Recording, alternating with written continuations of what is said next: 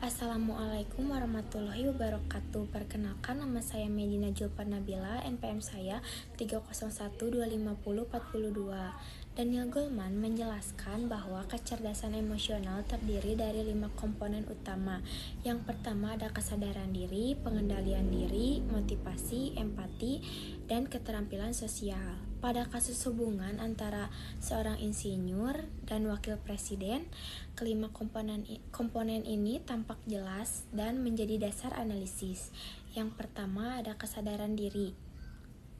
Kesadaran diri adalah kemampuan mengenali emosi, kekuatan, kelemahan, nilai, dorongan diri, serta dampak terhadap orang lain. Dalam kasus ini, sang insinyur menunjukkan kelebihan pada aspek tersebut.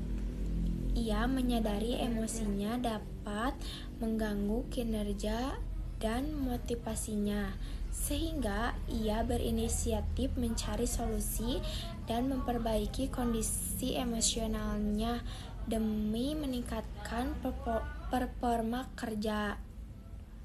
Dan yang kedua, pengendalian diri. Pengendalian diri berkaitan dengan kemampuan mengelola emosi sebelum bereaksi.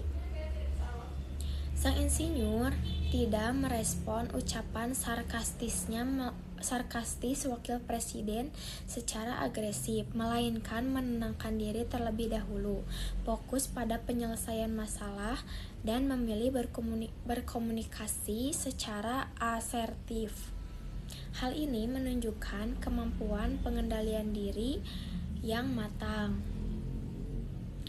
Dan ada juga yang ketiga. Yang ketiga adalah motivasi. Motivasi dalam kecerdasan emosional berkaitan dengan dorongan internal untuk mencapai tujuan dan tetap profesional.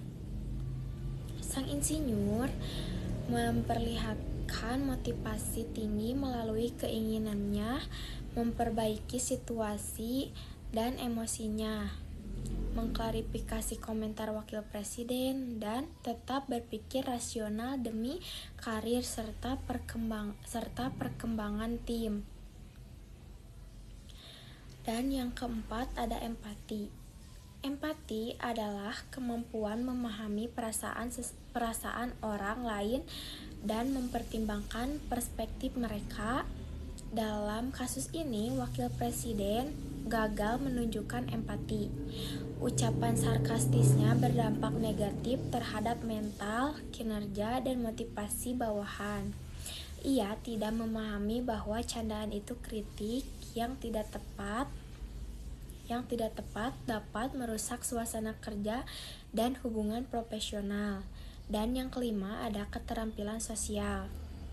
Keterampilan sosial mencakup kemampuan berkomunikasi, membangun hubungan, dan menciptakan lingkungan kerja yang sehat.